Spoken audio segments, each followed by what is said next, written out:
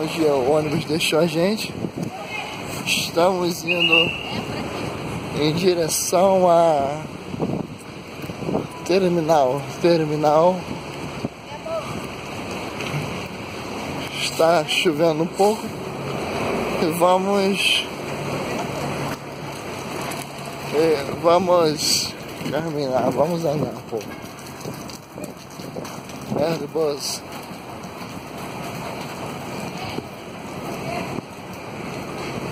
Só vamos caminhar um pouquinho. Chegamos a entrada de Porto. Estamos caminhando para a entrada. Em direção à entrada tem algumas propagandas aqui.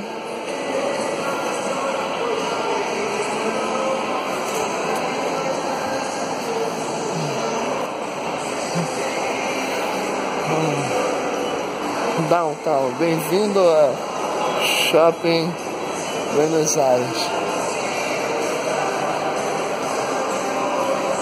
E pelo que parece tem bastante coisa aqui barata também. Aqui é conhecido como a terra do couro. Eu comprei um cinto deve ter uns 4 anos atrás, 3 anos. E até hoje eu tenho ele, porque o material é bom. Aqui é o câmbio.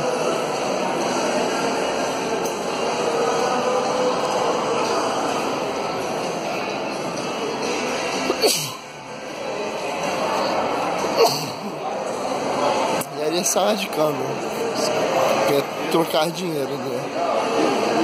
Aqui é o mini shopping de roupa. Tem alguns baratos aqui. É um pedaço do Porto de Buenos Aires.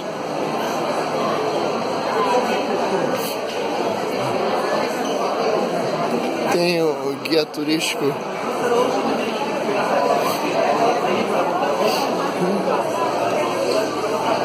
Tem algumas camisas. Algumas lembrancinhas. Também.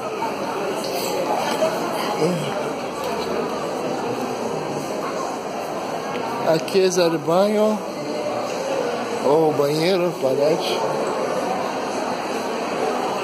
E aqui uma lojinha, muito legal, muito bacana.